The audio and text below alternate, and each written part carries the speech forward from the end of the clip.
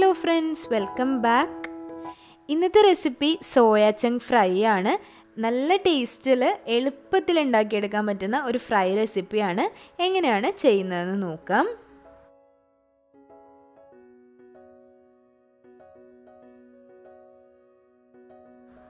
അതിനുവേണ്ടി ഞാനിവിടെ 200 ഗ്രാം സോയയാണ് എടുത്തിട്ടുള്ളത്. 2 കപ്പ് സോയ, 250 ml കപ്പിൽ 2 കപ്പ് സോയയാണ്. ഏകദേശം ഗ്രാമിൽ പറയുകയാണെങ്കിൽ 200 ഗ്രാം സോയയാണ് എടുത്തിട്ടുള്ളത്. വലിയ സോയയാണ് എടുത്തിട്ടുള്ളത്. അപ്പോൾ ഈ ഒരു ഫ്രൈ ചെയ്യാൻ ചെറിയ സോയനെക്കാട്ടിലും കുറച്ചുകൂടി നല്ലത് വലിയ സോയയാണ്. ഇനി അതിലേക്ക് നന്നായി തിളച്ച വെള്ളമാണ് ഒഴിച്ചു കൊടുക്കേണ്ടത്. ചൂടുവെള്ളമല്ല, നന്നായി തിളച്ച് വന്നിട്ടുള്ള വെള്ളം ഒഴിച്ചു കൊടുക്കുക. അതിനുശേഷം ഒരു 10 മിനിറ്റ് അതൊന്ന് മാറ്റി വയ്ക്കുക. ആ സമയം കൊണ്ട് അത് നന്നായിട്ട് ആറിക്കിട്ടും. ചൂടാറിയതിന് ശേഷം നല്ലപോലെ പിഴിഞ്ഞെടുക്കണം. നമ്മൾ ഫ്രൈ ചെയ്യുന്നത് കൊണ്ട് തന്നെ ആ ഒരു സോയയുടെ ചവർപ്പും അതുപോലെ ഒരു കയ്പുണ്ടെങ്കിൽ അത്, അല്ലാന്നുണ്ടെങ്കിൽ ഒരു ചങ്കി ടേസ്റ്റ് ഉണ്ടല്ലോ, അതൊന്ന് മാറി കിട്ടണമെങ്കിൽ നമ്മൾ ഇതുപോലെ ചൂടുവെള്ളത്തിൽ ഇട്ടതിന് ശേഷം നല്ലപോലെ പിഴിഞ്ഞെടുക്കണം. അപ്പോൾ ആ ഒരു ടേസ്റ്റ് മാറിക്കിട്ടും. നല്ലപോലെ വെള്ളം പിഴിഞ്ഞെടുത്ത സോയയിലേക്ക് ആവശ്യത്തിന് ഉപ്പ് ചേർത്ത് കൊടുക്കുക. 1/2 ടീസ്പൂൺ മഞ്ഞൾപ്പൊടിയും 1 ടീസ്പൂൺ അളവിൽ ഇഞ്ചി വെളുത്തുള്ളി പേസ്റ്റ് കൂടി ചതച്ചത് കൂടി ചേർത്തിട്ട് നമുക്കൊന്ന് നന്നായിട്ടൊന്ന് മാരിനേറ്റ് ചെയ്ത് വെക്കുക.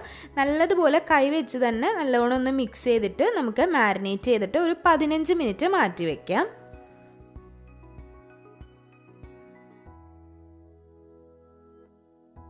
ഈ ഒരു രീതിയിൽ ഫ്രൈ ചെയ്യാനായിട്ട് എപ്പോഴും കുറച്ച് വലിയ സോയ എടുക്കുന്നതായിരിക്കും നല്ലത്.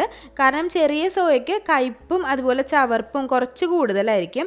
അതുപോലെ തന്നെ ഒരു നല്ല വലുതായിട്ടുള്ള ഒരു അളവിൽ നമുക്ക് കിട്ടത്തുമില്ല. അപ്പോൾ കുറച്ച് വലിയ സോയയാണ് ഈ ഒരു ഫ്രൈക്ക് എടുക്കുന്നത് കുറച്ചുകൂടി നല്ലത്. ഇത് നമുക്കൊരു 15 മിനിറ്റ് ഒന്ന് മാറ്റി വയ്ക്കാം. അതിനുശേഷം ബാക്കിയുള്ള ഇൻഗ്രീഡിയൻസ് ആഡ് ചെയ്യാം. ഏകദേശം 15 മിനിറ്റിന് ശേഷം 4 ടീസ്പൂൺ അളവിൽ കാശ്മീരി മുളക് പൊടിയാണ് ചേർത്ത് കൊടുക്കുന്നത്, അല്ലെങ്കിൽ പിരിയൻ മുളക് പൊടി. നല്ലൊരു കളറ് കിട്ടാൻ വേണ്ടിയിട്ടാണ് ഇത് ഉപയോഗിച്ചത്. ഇതിന് പകരമായിട്ട് എരിവുള്ള മുളക് പൊടിയാണ് ഉപയോഗിക്കുന്നതെങ്കിൽ വളരെ കുറച്ച് മാത്രം ഉപയോഗിച്ചാൽ മതി, അല്ലെങ്കിൽ എരിവ് കൂടിപ്പോവും. ഇനി കുറച്ചുകൂടി കളറ് വേണം എന്നുള്ളവർക്ക് പെർമിറ്റഡ് ആയിട്ടുള്ള കുറച്ച് ഫുഡ് കളറ് ചേർക്കാവുന്നതാണ്. 1/2 ടീസ്പൂൺ അളവിൽ ക്യുമിൻ സീഡ്സ് അല്ലെങ്കിൽ ചെറിയ ജീരകം പൊടിച്ചത് ചേർത്ത് കൊടുക്കാം. 1 ടീസ്പൂൺ അളവിൽ പെരിഞ്ജീരകം പൊടിച്ചതാണ് ചേർത്ത് കൊടുക്കുന്നത്. വറുത്ത് പൊടിച്ച പെരിഞ്ജീരകത്തിൻ്റെ പൊടി അല്ലെങ്കിൽ വലിയ ജീരകത്തിൻ്റെ പൊടിയാണ് ചേർത്ത് കൊടുത്തിട്ടുള്ളത്. 1/2 ടീസ്പൂൺ അളവിൽ കുരുമുളക് പൊടിച്ചത് ചേർത്ത് കൊടുത്തിട്ടുണ്ട്. 1 ടീസ്പൂൺ അളവിൽ ഗരം മസാലയാണ് ചേർത്ത് കൊടുക്കുന്നത്. ഗരം മസാലയുടെ റെസിപ്പി ഓൾറെഡി ഞാൻ അപ്ലോഡ് ചെയ്തിട്ടുണ്ട്. ലിങ്ക് ഞാൻ ഡിസ്ക്രിപ്ഷൻ ബോക്സിൽ കൊടുക്കാം. ഇനി അതിലേക്ക് 3 ടീസ്പൂൺ തൈര് ചേർക്കുന്നുണ്ട്. അധികം പുളിയില്ലാത്ത തൈരായതുകൊണ്ടാണ് 3 ടീസ്പൂൺ ചേർത്തത്. നല്ല പുളിയുള്ള തൈരാണെങ്കിൽ 1 ടീസ്പൂണൊക്കെ ചേർത്താൽ മതി. ഇനി ഇതിന് പകരമായിട്ട് ഒരു 1/2 ചെറുനാരങ്ങ നീര് അല്ലെങ്കിൽ 1/2 ടേബിൾ സ്പൂൺ ചെറുനാരങ്ങ നീര് ഇതിലേക്ക് ചേർക്കാവുന്നതാണ്. ഇനി ഇതിലേക്ക് 1 ടേബിൾ സ്പൂൺ മൈദപ്പൊടിയാണ് ചേർക്കുന്നത്. 1 ടേബിൾ സ്പൂൺ മൈദപ്പൊടിക്ക് 1/2 ടേബിൾ സ്പൂൺ അളവിൽ അരിപ്പൊടി കൂടി ചേർത്ത് കൊടുക്കാം. അരിപ്പൊടി ചേർത്ത് കൊടുക്കുമ്പോൾ കൂടി പോവാതിരിക്കാൻ ശ്രദ്ധിക്കുക, കാരണം അല്ലെങ്കിൽ കരിഞ്ഞു പോകാനുള്ള ചാൻസ് കൂടുതലാണ്. അപ്പോൾ 1 ടേബിൾ സ്പൂൺ മൈദപ്പൊടിയൊക്കെ എടുക്കുമ്പോൾ 1/2 ടേബിൾ സ്പൂൺ അരിപ്പൊടി മതിയാകും. സാധാരണ പത്തിരി അപ്പത്തിനൊക്കെ ഉപയോഗിക്കുന്ന അരിപ്പൊടിയാണ് ഇവിടെ ചേർത്ത് കൊടുത്തിട്ടുള്ളത്.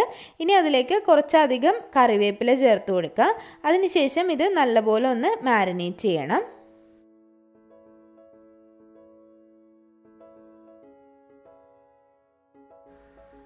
നല്ലതുപോലെ കൈ ഉപയോഗിച്ചിട്ട് തന്നെ മാരിനേറ്റ് ചെയ്യുക.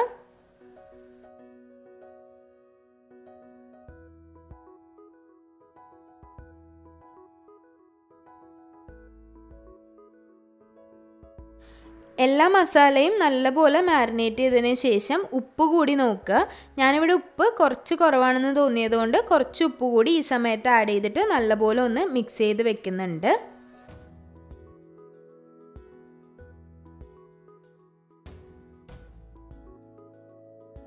ഇതുപോലെ മാരിനേറ്റ് ചെയ്ത് വെച്ച സോയ ചങ്ക്സ് മിനിമം അരമണിക്കൂർ മുതൽ 2 മണിക്കൂർ വരെയെങ്കിലും റെസ്റ്റ് ചെയ്യാൻ വയ്ക്കുക. എന്നാൽ മാത്രമാണ് ആ ഒരു മസാല എല്ലാം അതിലേക്ക് നന്നായിട്ട് പിടിക്കുള്ളൂ.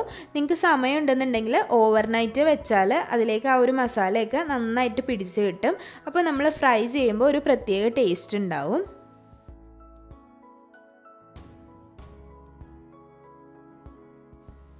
ഫ്രൈ ചെയ്യാൻ വേണ്ടിയിട്ട് പാനിലേക്ക് ഓയിൽ ഒഴിച്ചു കൊടുക്കാം. ഏത് ഓയിൽ വേണമെങ്കിലും ഉപയോഗിക്കാം. വെളിച്ചെണ്ണ ഉപയോഗിക്കാം, അതുപോലെ ഏതെങ്കിലും റിഫൈൻഡ് ഓയിൽ ഉപയോഗിക്കാം. ഞാനിവിടെ സൺഫ്ലവർ ഓയിലാണ് ഉപയോഗിച്ചിട്ടുള്ളത്. ഷാലോ ഫ്രൈ അല്ല ചെയ്യേണ്ടത്, കുറച്ച് ഡീപ്പ് ഫ്രൈ ചെയ്യാൻ പറ്റുകയാണെങ്കിൽ അത് തന്നെയാണ് കുറച്ചുകൂടി നല്ലത്. അപ്പോൾ ഒരുപാട് എണ്ണയൊന്നും കുടിക്കാതെ കിട്ടും. സോയ ആയതുകൊണ്ട് തന്നെ കുറച്ചൊരു എണ്ണ കുടിക്കാനുള്ള ചാൻസ് ഉണ്ട്. അതുകൊണ്ട് തന്നെ കുറച്ച് അധികം എണ്ണയിൽ പൊരിച്ചെടുത്താൽ പെട്ടെന്ന് തന്നെ ഒരുപാട് എണ്ണയൊന്നും കുടിക്കാതെ പെട്ടെന്ന് റെഡിയായി കിട്ടും. അപ്പോൾ ഓരോ സോയയും നന്നായിട്ട് എണ്ണ ചൂടായതിനു ശേഷം അതിലേക്ക് ഇട്ട് കൊടുക്കുക. അതിനുശേഷം മീഡിയം ഫ്ലെയിമിലേക്ക് ആക്കി വെക്കുക. ഈ ഒരു സോയ കുതിർത്താൻ വേണ്ടി നല്ല ചൂടുവെള്ളത്തിൽ ഇട്ടതുകൊണ്ട് തന്നെ അത്യാവശ്യം വേവെല്ലാം ആയിട്ടുണ്ടാവും. അതുകൊണ്ട് തന്നെ ഒരു 2 മിനിറ്റ് നേരം ഒരു സൈഡും 2 മിനിറ്റ് നേരം മറ്റേ സൈഡും ജസ്റ്റ് ഒന്ന് ഫ്രൈ ചെയ്തെടുത്താൽ മതി. അതിൻ്റെ മുകളിലുള്ള കോട്ടിങ്ങും അതുപോലെ സോയയുടെ ഉള്ളും ഒരുപാട് വേവൊന്നും ഉണ്ടാവില്ല. വളരെ പെട്ടെന്ന് തന്നെ ചെയ്തെടുക്കാൻ പറ്റും. ഒരു മീഡിയം ഫ്ലെയിമിലിട്ടിട്ട് ചെയ്യുക. അതുപോലെ ഏറ്റവും കുറഞ്ഞ തീയിലിട്ട് ചെയ്യാതിരിക്കുക, അതുപോലെ ഏറ്റവും കൂടിയ തീയിലിട്ടും ചെയ്യാണ്ടിരിക്കുക. ഏറ്റവും കൂടിയ തീയിലിട്ട് ചെയ്ത് കഴിഞ്ഞാൽ പെട്ടെന്ന് തന്നെ കരിഞ്ഞ് കറുത്ത കളറായി പോവും. ഏറ്റവും കുറഞ്ഞ തീയിലിട്ട് ചെയ്താൽ അത് കറക്റ്റായിട്ടൊന്നും മൊരിഞ്ഞ് വരത്തുമില്ല. അതുപോലെ എണ്ണയിൽ ഒരുപാട് എണ്ണ ഇടുന്നതിനെക്കാട്ടിലും കുറച്ച് എണ്ണം കുറച്ചിട്ടിട്ട് പല സ്റ്റെപ്സായിട്ട് ചെയ്തെടുക്കുന്നത് നല്ലതായിരിക്കും.